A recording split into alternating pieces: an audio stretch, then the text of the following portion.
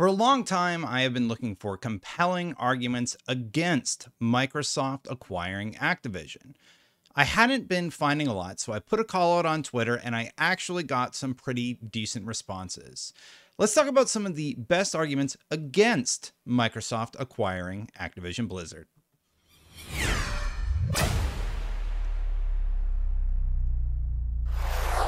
Thank you so much for watching, everybody. Please hit that subscribe button, hit that bell if you like my content. I do appreciate you watching. Also, it helps the channel grow when you do that. So let's dive right in. The first one is from a friend of mine, Nick Vargas, and it is in response to the question I posed. I said, I asked this a lot and have yet to get a compelling argument against Microsoft purchasing Activision. Why would it be bad? And I'm genuinely asking. Let's hear your best case, because so far it sounds like a pretty damn good thing for Activision, seeing they, voted unanimously for it. Now, a lot of these companies do stock for their employees, meaning the employees would be paid handsomely. A lot of people are investing in Activision because they believe this is going to pay off quite well. And I'm looking for reasons why it should not happen, because if you go online, you often get a lot of people just talking about, oh, it would be bad. Well, why? Tell me why it would be bad. I'm looking for a compelling argument, and people just don't have them. But here are a few. The first one is from Nick Vargas, a friend and former employee at IGN. I believe he still freelances with us on the tech side. Anyway, Nick says, enormous companies acquiring enormous studios and publishers will make it increasingly difficult for new competition to emerge, both in hardware and software. Once the competition is sufficiently choked out, Microsoft will raise Game Pass prices again and again. So I'm not sure if Nick is playing devil's advocate there on the second part, but I do agree with the idea of making it more difficult for competition to emerge. And the way I want to do this is I want to talk about the responses and sort of have my reply. I don't think they're trying to choke anybody out. And I do think the idea that Game Pass prices will increase is inevitable, as prices will go up the way that Netflix has increased their prices. I don't know that the Activision deal would facilitate that. Anyway, let's continue on, because there's some other stuff in here from Dan Stapleton, a coworker and also a friend. But it has been Microsoft, Sony, Nintendo, and Valve since the Dreamcast died. I'm pretty sure no one new is entering the market anytime soon. I'd maybe argue Epic has been the first in years with their platform. I think that proves my point. The market is already extremely established and consolidated. I'd argue Google, Amazon, and Nvidia entering the streaming space, and Apple with Arcade, is proof that there's a huge appetite and shows how hard it is to achieve a significant stake.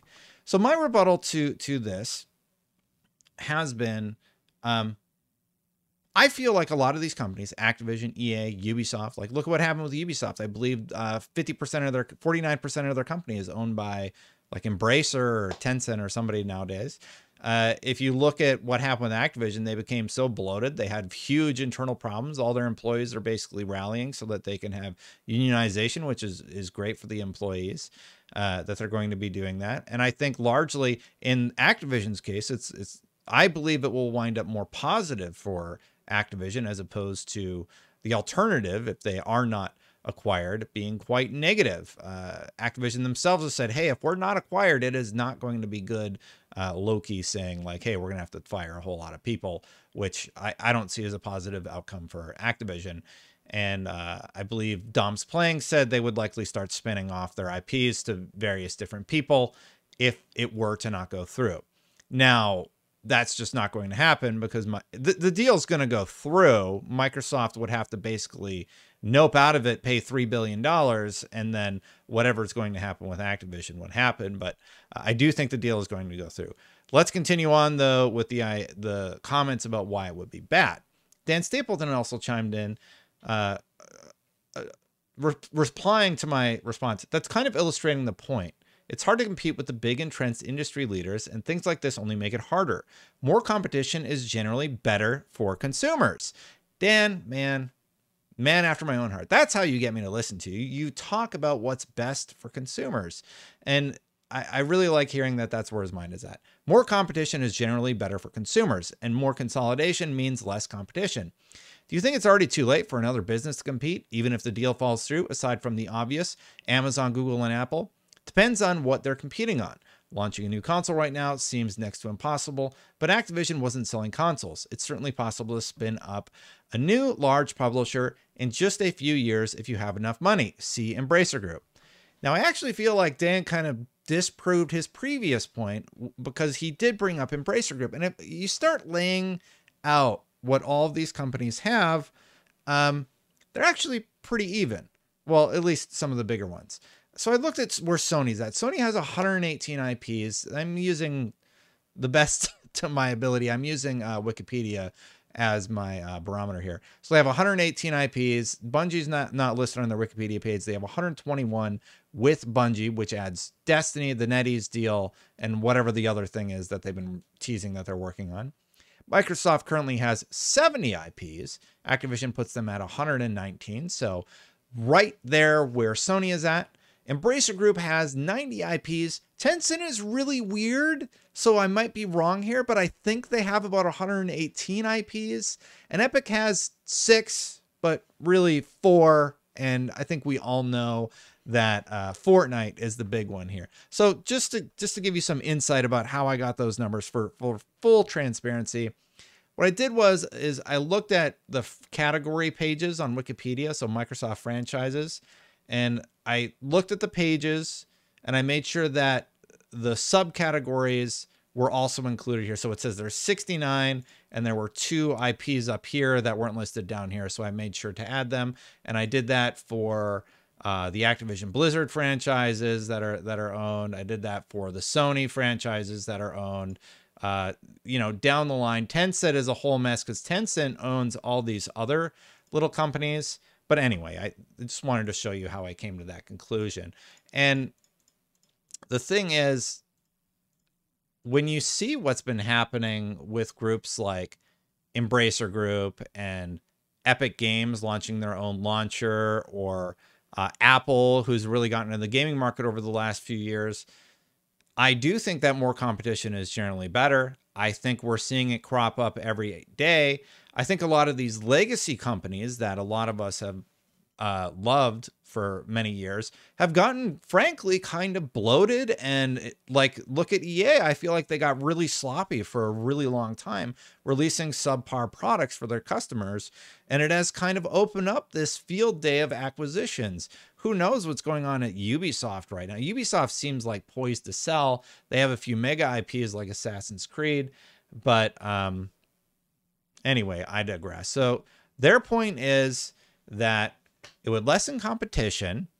And the concern is that more competition is better for consumers. And I would argue that I think Sony needs a true competitor in the space. I think Microsoft is going to end up being that competitor. They are now at this point, based on how much I see Jim Ryan sweating. I like seeing Jim Ryan sweat a little bit. Maybe what that's going to end up causing is better deals for PlayStation gamers. Anyway, let's continue on with another good point that I actually think is really strong. This one's from Julio Acosta, and I believe there was one other person who made it similar to how he did. Julio said, there's 2 things. Microsoft has been bad at managing studios. Example 343, like what's happening to Halo, a game where we love so much and it's getting destroyed with each iteration of the game since Bungie left the IP. Execution. They look so sluggish coming out of the gate. And I believe I brought up another one here.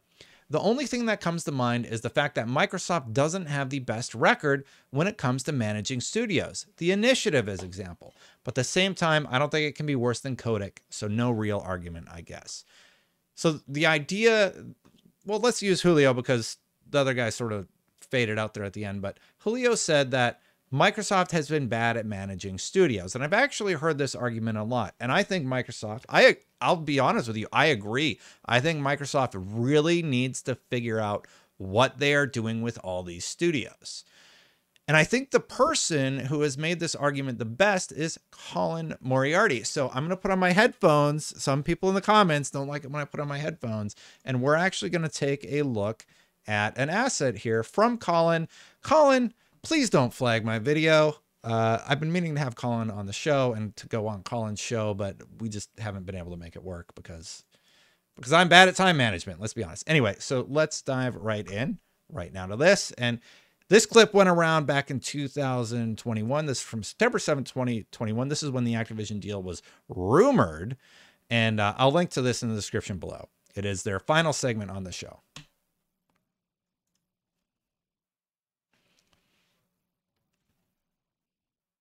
Oh man, the desktop audio is set up wrong. I'm going to fix that really quick. It's supposed to be set here. I don't know why it was switched. I blame the producer. They've been pretty nice to Microsoft, and I think that they deserve a lot of the kindness that comes from this show. Not that they care one way or the other. I think they're doing a nice job. But here's the fucking reality of the situation. Microsoft has done very little with studios that it has nurtured and founded itself. And it is going around and grabbing things off of the market because it cannot satiate that demand internally. And that is not a problem that is happening with PlayStation. And that is the two things that differentiate the two. And by the way, if Sony came out and said, we're buying Take-Two, I'd be like, that sucks. Yeah. You know, a lot of people were rumored about the Square Enix thing and all that. I'm like, that would suck. I want Sony to make new teams. I want Sony to make new IP. And maybe you buy one or two teams that you worked with, which has always been their tradition. But no one can go and say like Sony has gone and really injured other companies with their acquisitions. And this is the kind of thing, Bethesda's one thing, but this is the kind of thing where I would find this completely unacceptable. And I think Microsoft must know that it will backfire on them if they push this too far. So Chris, go ahead. Chris sort of makes a point agreeing with Colin, and then we'll go to one more point. Well, actually, let's just hear what also was said by, I believe this is Dustin. So let's go hear from Dustin here later on in the video. There's a lot of people that want to argue about one of Microsoft's greatest strengths is their ability to open up their wallet and buy things for their console. And from my perspective, they have to buy things because they're so terrible at managing their own teams. Look at the last decade, okay? Look at since the entire Xbox One generation, even slightly before that. Look at games like the Crackdown, right? Crackdown 3. Look at how they handled Fable. Look at how they handled their most valuable IP with Halo since Bungie's been gone. Plus Phantom Dust canceled, Scalebound canceled. I was about to mention that. Yeah. They can't even handle their second-party relationships. So what do? They resort to just buying. Oh, I got hit with an ad! No! Well, we'll skip it. Studios, and you better pray that they don't get involved with the management of these teams, because look at the history. Just look at it, right? And I think that they very wisely, at least for now, said that they're going to let Bethesda continue to be like a sub-managed brand, because you better hope that they don't get involved, because they continually are screwing up over and over again. I'm going to link to the full episode down there, and thank you for not flagging me, Sacred Symbols Plus. But check out that segment. That's a really interesting segment that has been around since 2021. I don't know if they've changed their stance on things or how they feel about it, but this was before the Activision thing was confirmed. That has since been confirmed, and I think that's one of the strongest arguments against the deal going through. And I actually agree that we have seen evidence that there have been a lot of internal difficulties with the way Microsoft has decided to do things. But partially, I would agree that part of that is because of the hands-off approach. You look what happened at the initiative, what is going on there, the turnover. 343 has also been struggling with the Halo franchise. And I think regardless of if you disagree with this criticism, this is widely accepted as the biggest criticism of how Microsoft has handled its teams. We're starting to see better IPs come out of Microsoft. We saw Psychonauts 2 finally release. We saw Forza Horizon 5, which is an amazing game, finally release. But it's interesting that this is from 2021 and they're talking about Halo. And here we are again with Halo Infinite, a game that decided to be live service going through a tumultuous time. So in my opinion, those are the two best arguments for the Microsoft deal not going through. But if you look at what happened with Bethesda, it seems like they are taking a hands-off approach with them, and they're not going to be taking away Call of Duty from PlayStation gamers, and games like Call of Duty will remain multi-platform. So that's really my response to Sacred Symbols. And Microsoft, yes, you absolutely have to answer these criticisms of what are you doing with these studios? Where are the results? 2022 has been quite barren, and this is a criticism they have yet to address.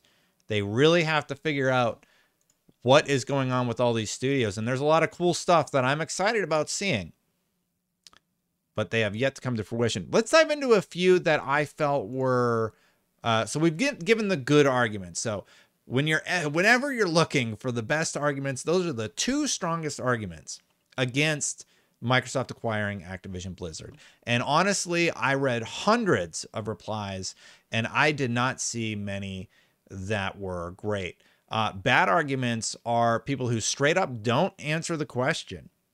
So Gray's here had a comment. He said, Microsoft bought Activision for their IP and talent. For what? To strengthen Game Pass, to make Microsoft more money, to hurt the competition, and now making it essential you need to be in the Microsoft ecosystem to play some of the biggest games in the industry. Activision games are not going to be exclusive to the Xbox ecosystem.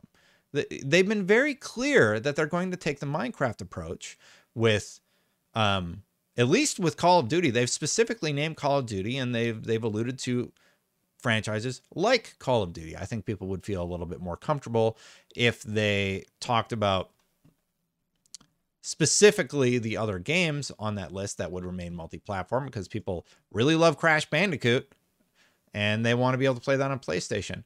But here's the thing about Gray's statement. Of course they bought Activision to strengthen Game Pass and to make Microsoft more money, to hurt the competition. I mean, like, to compete is a better way to say that. I wouldn't say to hurt somebody. I would just say to improve their own thing. But it's just interesting that he has such a defensive stance about it, because to me, I'm just like, do you think Sony bought Insomniac to hurt the competition? Yeah, of course they did. That's how business works. So for me, I felt like that one was a little weak. Like, there's not a lot of Grays. Appreciate you writing in, first of all. I don't feel like your comment though proves why the deal would be bad. Like, especially with the content being multi-platform. Christopher said, I'm sure this would be very different if Destiny was becoming PlayStation exclusive. So right away, that's not answering the question.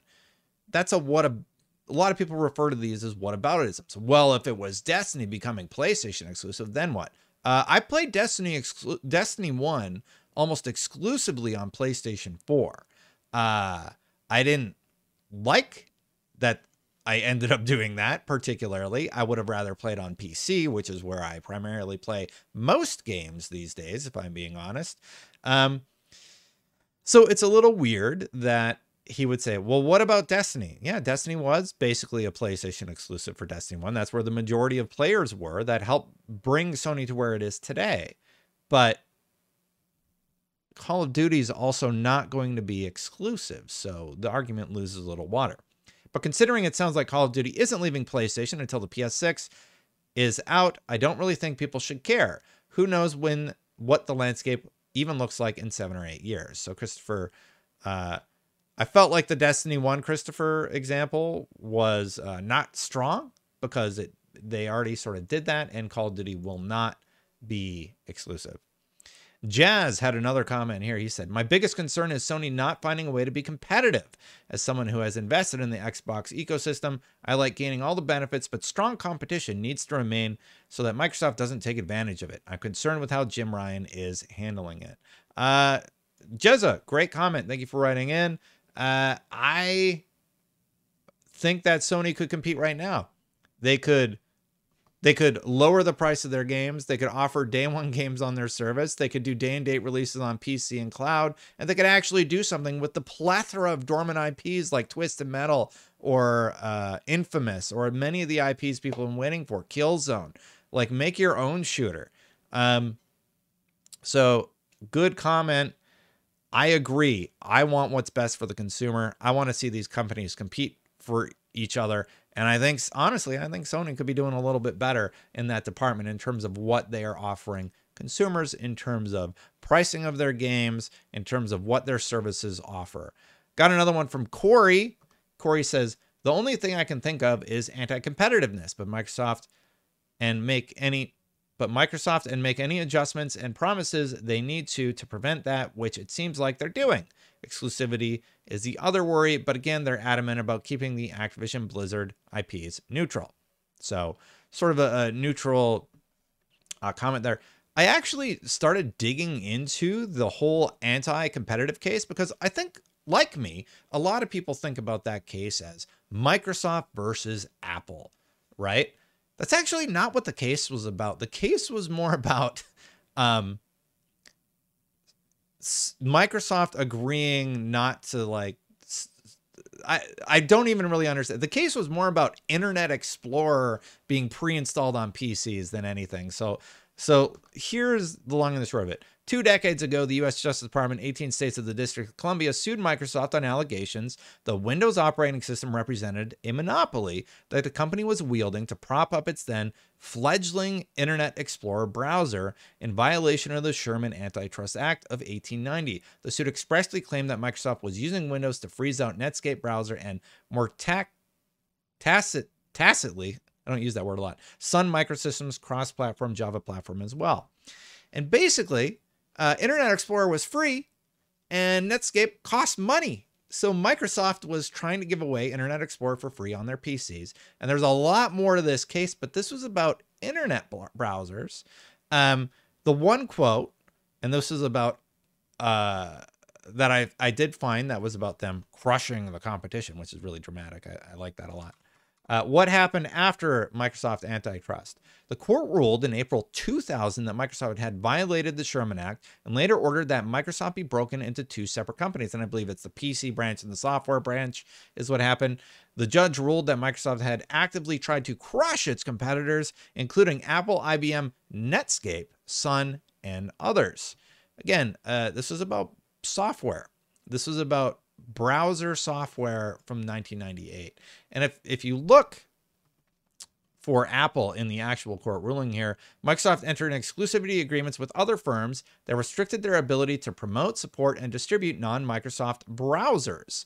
Microsoft used its leverage to offer Office productivity suites to coerce Apple to enter into an exclusionary agreement that favored Internet Explorer and severely disadvantaged browser rivals.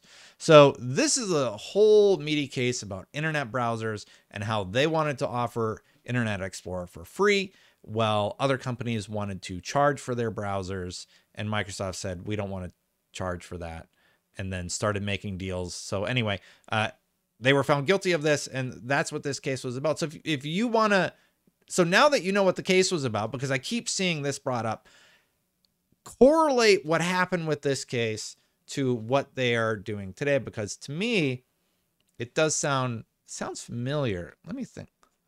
Let me just scroll down here. I feel like this just sounds like something I've heard before. Who would actively pay other companies to not allow games to be released on their platform? Gosh, who would do that? Who would, like, take a beloved IP and pay a company so that it doesn't come out on another platform?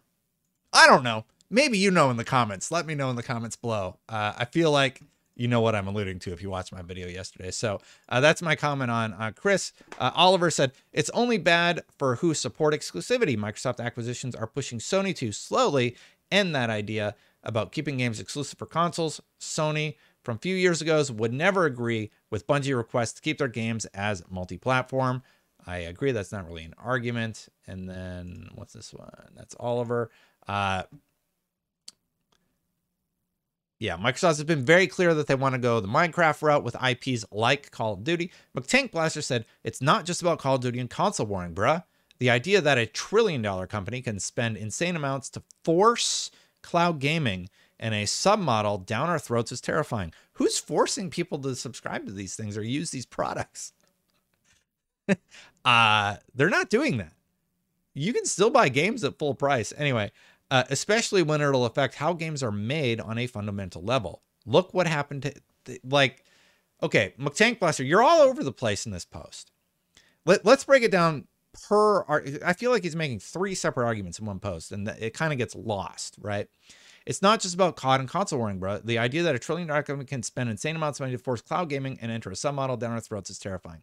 Nobody is forcing you to subscribe to Xbox Game Pass or the PlayStation model things. You don't have to do it. People like it because it's a really good deal. At the end of the day, that's all it's about. You can still buy games for $60, $70, whatever company charges you for games. That is still totally available to you as an option. And I think any company would be insane to take that away from you. So if you want to keep going down that path, sure. Especially when it'll affect how games are made on a fundamental level. Game design is rapidly changing, and this is the path that we're going down. I personally would be more concerned about the NFT cryptocurrency route than the idea of games being developed for the cloud and with new subscription models as options. Or you could look to Fortnite in the microtransaction route, or you could look to, what's another argument here? Like, to make your arguments, I'm trying to make his argument stronger. I feel like if he talked about microtransactions being pushed down your throat, or Fortnite adding too many emotes or something in that road, it would have been a lot stronger. But I don't think that the way that it's affecting how games are made on a fundamental level have been negative. Many indie developers have gotten funding to actually create their games through this methodology. So I don't personally see how it ends up being a negative. Look what happened to Halo. Okay, like the Halo thing, he's talking about the studio mismanagement part, which I actually agreed to and talked about at the beginning of the video. And then let's see here.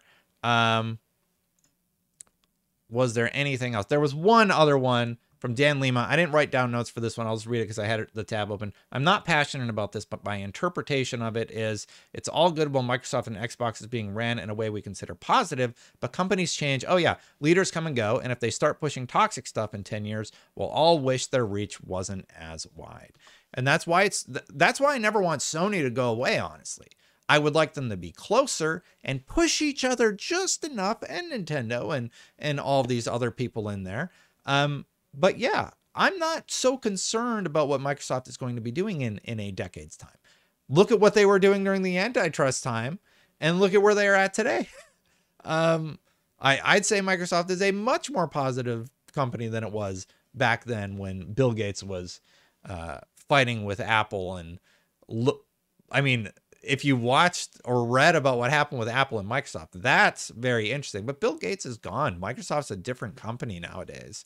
So, am I worried about what it will be like in 10 years? Not so much, because I think there's plenty of healthy competition right now, as I laid out in this thing. So we currently have Sony, we have Microsoft, we have Embracer, we have Tencent, and we have Epic.